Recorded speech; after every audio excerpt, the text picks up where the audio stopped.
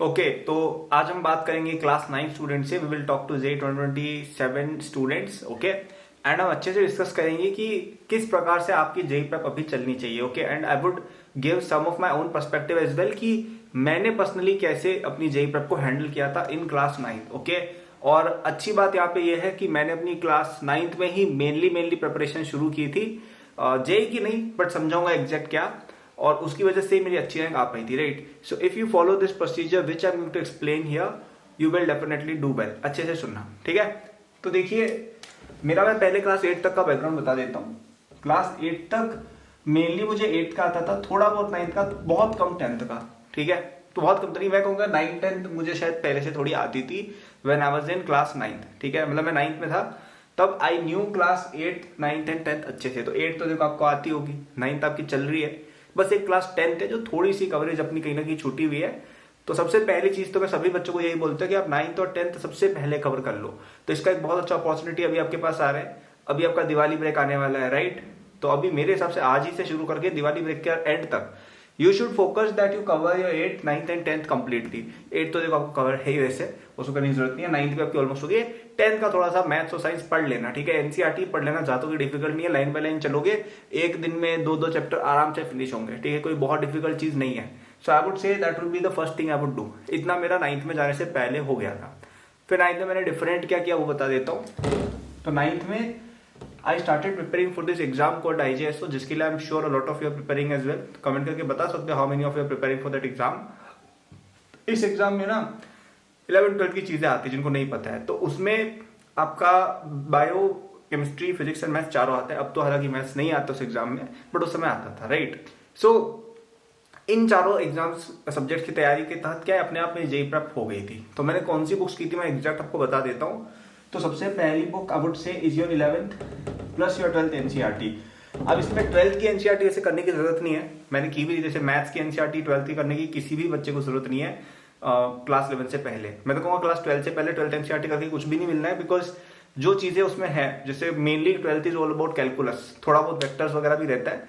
ये सब किसी एग्जाम में नहीं आता है, ये आपके ना आरएमओ में आता है ना किसी ओलंपियाड में आता है। In no exam is your class 12 mathematics useful except for JEE, right. तो जब टाइम आएगा तब हम पढ़ेंगे, अभी उसकी कोई यूज नहीं है। 11th एनसीईआरटी जो है मैथ्स की वो काफी यूज हो जाती है, because it's asked in RMO, it's asked in IJSO, it's asked in KVPY, in every exam, astronomy, olympiad, everywhere you need class 11 mathematics, right. तो वो हम बिल्कुल करेंगे। 11th की फिजिक्स तो आपको करनी है। 12th की you can and you can not. कुछ सेक्शन में कहूंगा, जैसे इलेक्ट्रोस्टैटिक्स है, करंट इलेक्ट्रिसिटी है, करंट वाला मैग्नेटिज्म हो गया, ईएमआई हो गई, ऑप्टिक्स हो गई, वेव नहीं, केवल ज्योमेट्रिक्स। मैं कहूंगा केवल 5 ये चैप्टर्स है जो आपको 12th के, और मे बी एटॉमिक स्ट्रक्चर, केवल ये 6 चैप्टर है जो आपको पढ़ने की जरूरत है। अदरवाइज जैसे वेव ऑप्टिक्स आप पढ़ोगे 9th में, कोई सेंस नहीं उसका, कोई क्वेश्चन भी कभी नहीं आएगा। फिर आपका जैसे ये परमानेंट मैग्नेट्स है, अगेन नहीं आएगा। फिर आपका जैसे और एसी वगैरह हो गए, ये सब भी यूजुअली नहीं आएंगे इतना, क्योंकि एग्जामिनर आपसे ज्यादा कॉन्सेप्चुअल चीजें पूछ सकता है, वो इन चीजों में घुसेगा ही नहीं। तो आई वुड से कि don't do this topics. Otherwise 12th physics की मैंने जो 5 चैप्टर बताए, just do this. And 11th की एनसीईआरटी पूरी पढ़ लीजिएगा। एंड केमिस्ट्री में आई वुड से 12th की पूरी तरह से इरेलेवेंट है। Maybe metallurgy you can study, या that's the only chapter I would say. Otherwise कोई सेंस नहीं है 12th की केमिस्ट्री पढ़ने का। ऑर्गेनिक तो बिल्कुल ही नहीं आती आईजेएसओ में। फिजिकल में 3-4 चैप्टर है, ठीक है, आप उनको देख सकते हो। और जो रटने वाली चीजें हैं आपकी 11th 12th में इनऑर्गेनिक में, again they are not useful at all. अब आई नो आपको लग रहा होगा कि मैं आईजेएसओ का सिलेबस क्यों बता रहा हूँ, लेकिन मैं आपको समझाना चाह रहा हूँ कि इस एग्जाम के थ्रू मेरी प्रेप कैसे हुई थी।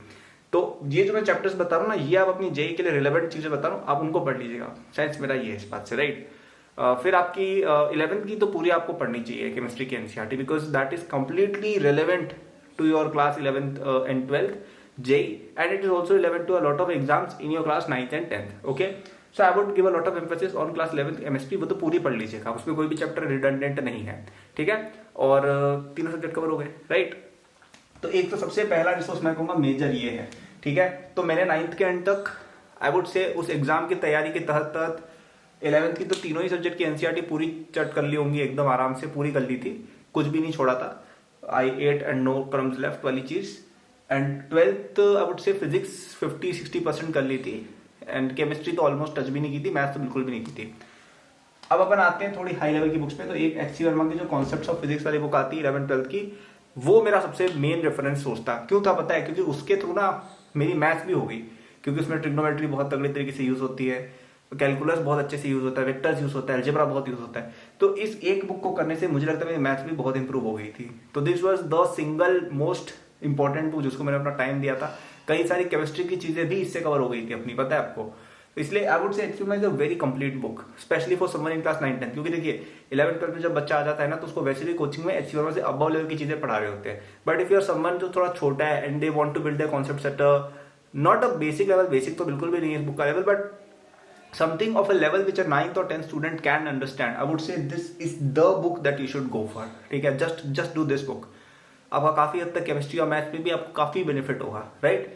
सो I think by the end of class 9th I was done. मतलब IGSO स्टेज 1 से पहले मैंने वॉल्यूम 1 तो ऑलमोस्ट पूरी कर ली थी इसकी, और स्टेज 2 और OCSC मतलब जो 10th में एंटर होने से पहले I think I completed volume 2 also 70-80%। I would से 70-80% एक्चुअली मेरी 9th में ही फिनिश हो गई थी, right. So this was the single biggest thing which I did. तो आप अगर नोट करेंगे मैंने मेनली फिजिक्स में ही कवरेज किया था, ठीक है, 9th क्लास में। केमिस्ट्री में थोड़ा बहुत 11th का मे बी 60-70% आप कह सकते हो, वो भी मेनली फिजिकल वाला सेक्शन। और मैथ में भी इतना कोई खास कवरेज था नहीं, ठीक है। मेनली फिजिक्स है ज्यादा कुछ, क्योंकि मेनली बच्चों को फिजिक्स में ही दिक्कत आती है बाद में। तो वो अगर आप कर लेंगे मैथ्स तो हो जाएगी, देखो फिजिक्स इस बच्चों से होगी उससे मैथ्स भी हो जाएगी, और केमिस्ट्री आसान होता है, राइट। एंड देन एक रिसोर्स आता है, P बहादुर नाम करके एक बुक आती है, जो प्रैक्टिस प्रॉब्लम्स उसमें बहुत सारी है, तो वो मैं सॉल्व किया करता था। थोड़ी हार्ड होती थी, बट उससे मेरी फिजिकल काफी स्ट्रॉन्ग काफी अर्ली ऑन हो गई थी, और वो जो न्यूमेरिकल्स करने की जो होती है ना फ्लेयर, वो काफी अर्ली ऑन आ गई थी, ठीक है।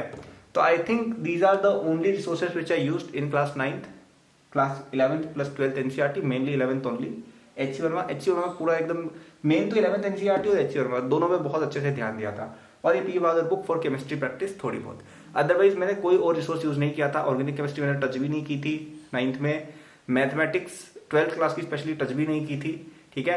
अब 10th में मैंने और कई चीजें, 10th में एक चीज मैंने की थी कि HC वर्मा के जो बचे हुए पोर्शन थे वो कवर किए थे। फिर मैंने हीरोडो थोड़ी बहुत सॉल्व करनी शुरू की थी।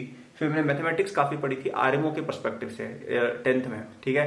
और केमिस्ट्री में कुछ चैप्टर जो मेरे रह गए थे थोड़े बहुत वो पढ़े थे, बट ऑर्गेनिक मैंने इवन 10th में भी नहीं पढ़ी। 12th की मैथमेटिक्स मैंने 10th में भी नहीं पढ़ी, और इनऑर्गेनिक केमिस्ट्री भी जो रटने वाली है वो मैंने 10th में भी नहीं पढ़ी, ठीक है।